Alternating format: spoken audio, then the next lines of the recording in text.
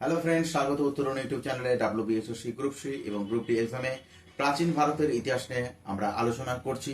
ইতিপূর্বেই আমরা আলোচনা করেছি প্রাচীন ভারতের ইতিহাসের উপাদানগুলি নিয়ে। সেখানে প্রত্নতাত্ত্বিক উপাদান নিয়ে আলোচনা করেছি, সাহিত্য নিয়ে আলোচনা করেছি, প্রাচীন ভারতের বৈদেশিক সাহিত্য নিয়ে আলোচনা করেছি, কোন পর্যটক কখন কার আমলে কোন রাজার আমলে কোন সময় এসেছিলেন, তাদের রচিত গ্রন্থগুলো সাহিত্যের নাম কি, সেখান থেকে আমরা জানতে পেরেছি প্রাচীন ভারতীয় মুদ্রা এলে কোন রাজার আমলে কোন সময়ে কোন উপাদান দিয়ে মুদ্রাগুলো তৈরি হতো সে নিয়ে আমরা ডিটেলস আলোচনা করেছি।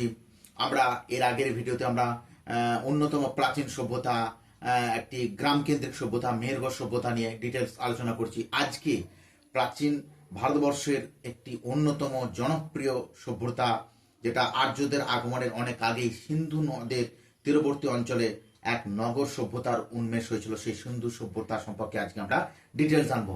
এখান থেকে বিভিন্ন কম্পিটিটিভ এক্সামে প্রশ্ন আসেই, কিন্তু আমাদের গোড়া থেকে শুরু থেকে আমাদেরকে জানতে হবে, তাহলে আমরা বিষয়টাকে ভালোভাবে আয়ত্ত করতে পারবো। মুখস্থ বিদ্যে করে বাজার চলতি কোনো বই কিনে নিয়ে এসে MCQ করে দিয়ে কোনদিন কম্পিটিটিভ এক্সাম পরীক্ষা পাস করা যায় না বন্ধুরা।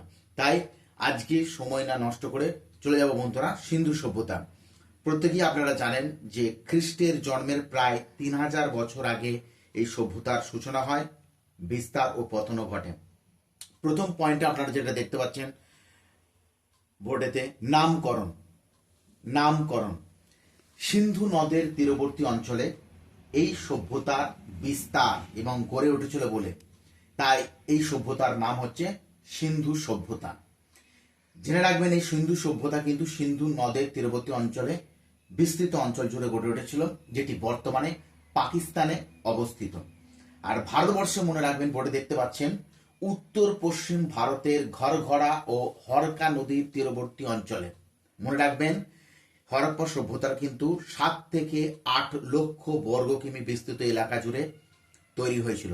এই 7 থেকে 8 লক্ষ বর্গ কিমির মধ্যে কিছুটা পাকিস্তানে কিছুটা ভারতে কিন্তু আবিষ্কৃত হয়।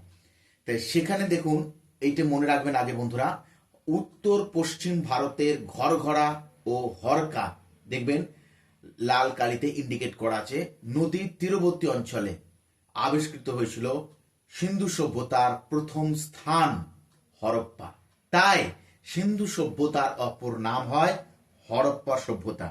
এই হরপ্পায় প্রথম আবিষ্কৃত স্থান হয়েছিল বলে তাই তার নাম অনুসারে, হরপ্পার নাম অনুসারে পরবর্তীতে এই সভ্যতা নামকরণ হয় হরপ্পা সভ্যতা। এতদূর তাহলে আমরা বুঝতে পারলাম, জানতে পারলাম। তারপরের পয়েন্ট দেখুন বন্ধুরা, প্রথম পরিদর্শন। মনে রাখবেন বন্ধুরা এই জায়গাটা একটু গুরুত্বপূর্ণ।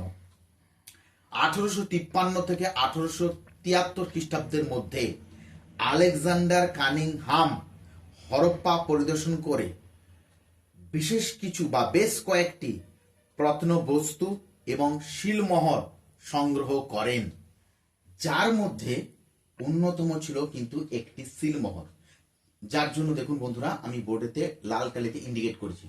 1853 থেকে 1873 খ্রিস্টাব্দের মধ্যে আলেকজান্ডার কানিংহাম হরপ্পা পরিদর্শন করে বেশ কয়েকটি প্রত্নবস্তুর সঙ্গে একটি শিলমোহর আবিষ্কার করেন। এই শিলমোহরটি ছিল কিন্তু হরপ্পা সভ্যতা আবিষ্কারের একটি পথ প্রদর্শক, যেখানে পশুমূর্তি খোদাই করা একটি শিলমোহর পাওয়া গেছে। এই শিলমোহরটিকে নিয়ে উনি 1875 খ্রিস্টাব্দে একটি ওই শিলমোহর সম্পর্কিত এবং প্রাপ্ত প্রত্নবস্তু সম্পর্কিত একটি রিপোর্ট উনি প্রকাশ করেন। এতক্ষণ তো আমরা জানতে পারলাম। তাহলে প্রথম পরিদর্শন করেছিলেন মনে রাখবেন 1853 থেকে 1873 খ্রিস্টাব্দে আলেকজান্ডার কানিংহাম, এবং কত সালে রিপোর্ট প্রথম প্রকাশ করেন না 1875। তার পরবর্তী পয়েন্টে দেখুন বন্ধুরা, আবিষ্কার। মনে রাখবেন এরপর কিন্তু 1875 পর থেকে কিন্তু চলে এলাম 1921 সালে দয়ারাম সাহানি কর্তৃক হরপ্পা প্রত্নস্থলটি আবিষ্কৃত হয়।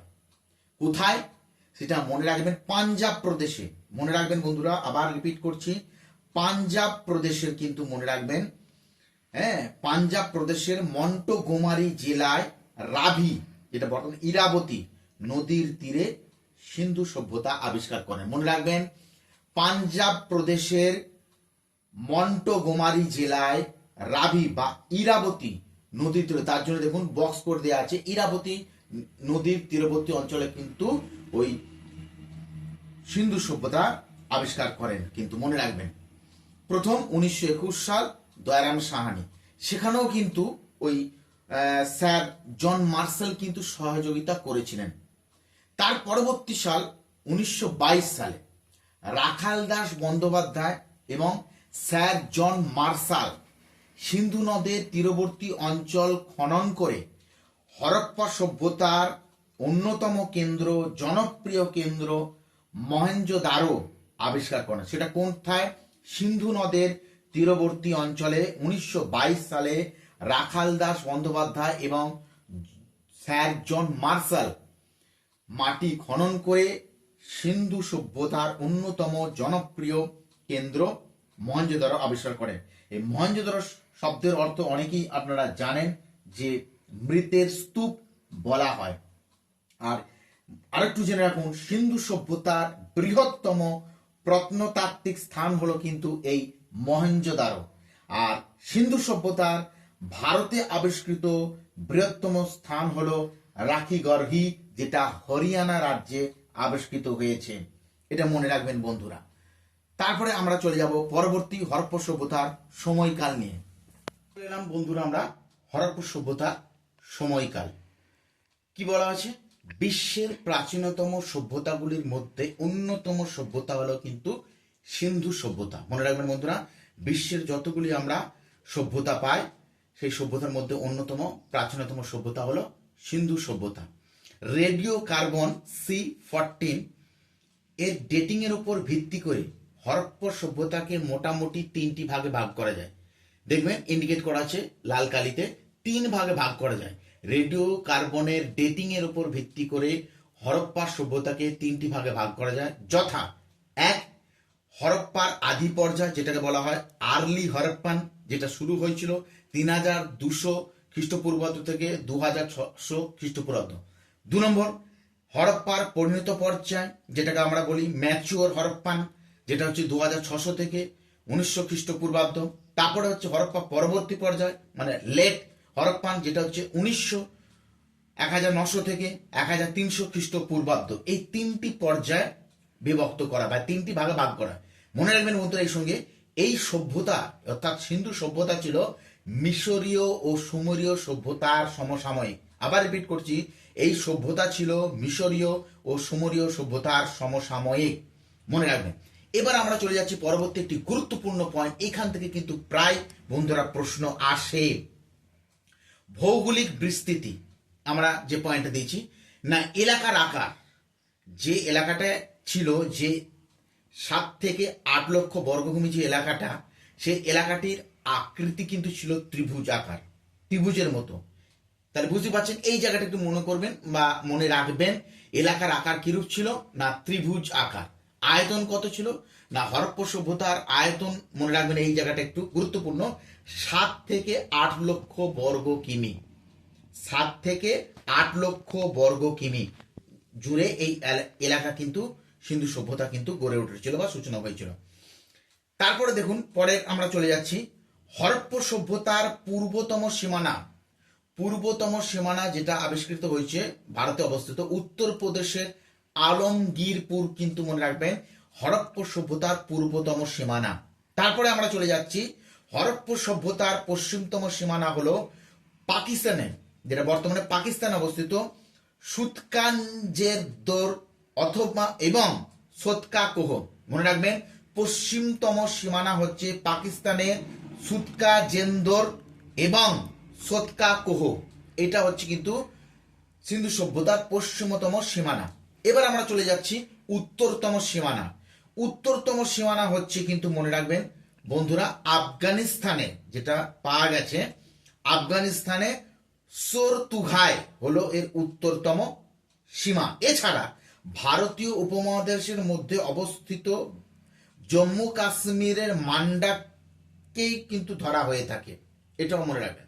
আর দক্ষিণতম কিন্তু সীমানা হচ্ছে মনে রাখবেন ভারতবর্ষে অবস্থিত মহারাষ্ট্রের দাইমাবাদ। মহারাষ্ট্রের দাইমাবাদ হচ্ছে কিন্তু এর দক্ষিণতম সীমানা। আয়তনে এলাকাটি কিন্তু প্রাচীন মিশর থেকে মনে রাখবেন 20 গুণ এবং যুগ্মভাবে মিশর ও মেসোপটেমিয়ার থেকে 12 গুণ বড়। রিপিট করে দিচ্ছি, স্ক্রিনেতে দেখতেও পাচ্ছেন আপনারা। আয়তনে এলাকাটি প্রাচীন মিশরের থেকে 20 গুণ এবং যুগ্মভাবে মিশর ও মেসোপটেমিয়ার থেকে 12 গুণ বড়। এটি ছিল কিন্তু মনে রাখবেন ভারতবর্ষের প্রাচীন নগর কেন্দ্রিক সভ্যতা। মনে রাখবেন বন্ধুরা, হরপ্পা সভ্যতা হচ্ছে কিন্তু নগর কেন্দ্রিক সভ্যতা, কিন্তু মেহেরগড় সভ্যতা হচ্ছে কিন্তু একটি গ্রাম কেন্দ্রিক সভ্যতা। মনে রাখবেন এটা নগর পরিকল্পনা যদি বলে রাখি, এই নগরটি মূলত দুটি ভাগে ভাগ ছিল। একটা হচ্ছে উচ্চ অংশ যেটা সিটাডেল, আর একটা হচ্ছে নিম্ন অংশ।